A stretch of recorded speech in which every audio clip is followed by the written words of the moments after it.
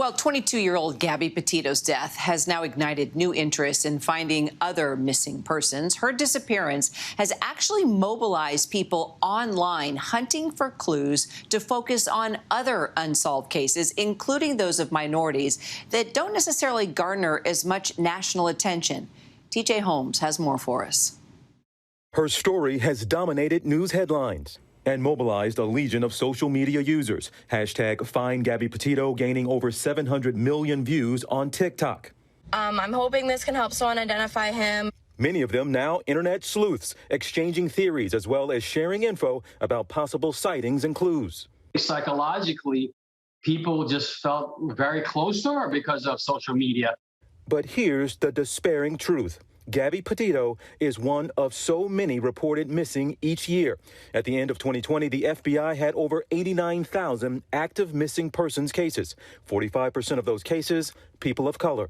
Petito's story has renewed debate about which cases get attention and the media's seeming infatuation with missing white women. But her case also sparked a call to action to bring others home, like Daniel Robinson, a 24-year-old geologist who went missing in the desert outside Buckeye, Arizona in late June. His Jeep was found mangled July 19th, about 4 miles from where he was last seen. The Buckeye Police Department says in a statement, investigators are utilizing every resource possible to locate him, including assistance from partner agencies and information provided by the public. His family has also organized searches in the desert heat. I thank God for all the volunteers who left their houses every morning, in the mornings and spend out time out there in the desert. There's also Maya Miliete and Jelani Day. Miliete, a mother of 3, has been missing for over 9 months. The 39-year-old was last seen at her family home in Chula Vista, California. Day, a 25-year-old graduate student at Illinois State University, was last seen August 24th in Bloomington, Illinois. His car was discovered 2 days later, but no signs of Day. Jelani is he's a sweetheart. I shouldn't have to beg. I shouldn't have to plead. I shouldn't have to feel that there is a racial disparity. I shouldn't have to feel any of that. I want these people that have these resources to realize this could happen to them. That go into a decision to put a story in the headlines, to include it in a newscast. And look, the Petito story absolutely did go viral for a lot of reasons, and you have to admit there was so much video, frankly, of her. She said such an online presence that part of the story certainly was a part of it becoming viral. And people who are criticizing media coverage are not trying to take away from the newsworthiness of her story or take anything away from the Petito family. They just want to argue as well, Kira, that there are so many other families out there still waiting for word and also waiting for the same kind of attention possibly to their stories for their loved ones as well. TJ, thanks so much. We're going to continue this conversation. You may remember the late PBS anchor Gwen Ifill famously dubbed it missing white woman syndrome, the historic tendency for national attention to just gloss over cases of missing people of color. Joining us to discuss, op-ed columnist Elsie Granderson, also associate professor at Brandeis University, Leah Wright-Rigor, both ABC News contributors. Leah, let's start with you. And TJ points out in his piece that 45% of active missing persons cases are people of color. Let's start there. Why? Well, I think there are a lot of reasons for this. Mainly one of the things that we see is that in these cases, the individuals who are, who go unnoticed by the system are often poor or working class Black women who get overlooked. And they're overlooked for a number of reasons. One, there is an inability, I think, by larger populations to empathize with the situation or the experience of these often missing young Black people, particularly Black women. But there's also an emphasis from institutions and structures surrounding this that places kind of the emphasis on personal responsibility.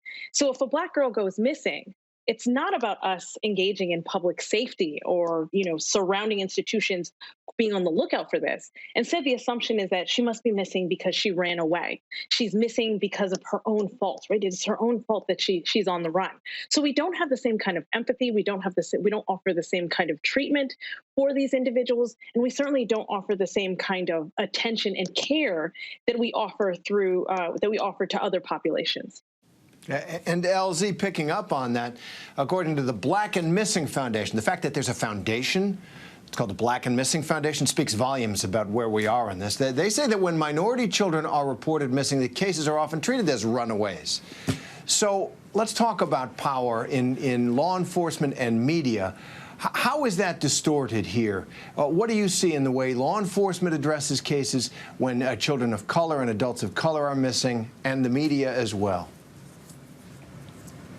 Well, you know, there are a lot of things at play in terms of how this is being processed. But I think the first and foremost is that if you just think historically about the way that people of color have been written about, portrayed, reported, it is a pretty clear narrative that has been set over the decades where you're either a criminal or somehow, as your guest was just mentioning, there's a failure in personal responsibility. In other words, it's not the system or it's not some outside influence that has led you to the predicament that you're in, but it's a failure on your own individual self.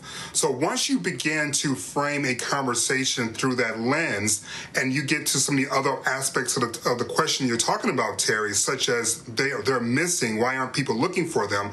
Well, it's really easy to see how people have a lack of empathy for the situation, because when they see them, they don't see them as possibly being victims, whereas somehow they are contributors to the predicament that they're in. I will also add that this overall conversation that we're having, both right now as well as other networks and newspapers are having, is not really an indictment on whiteness in America or women in America or white women in America. It is an observation supported by data done by studies in both media as well as sociological spaces that has shown there is a disparity that is real. Gwen Ifill, my friend and mentor, the great late Gwen Ifill, coined a phrase, but she didn't make up the reality. Missing white women syndrome is something that has been proven. And what that does is just reiterates whose life is worth protecting, who can be seen as a vulnerable individual, and who is being seen as someone who's not being responsible for their own lives.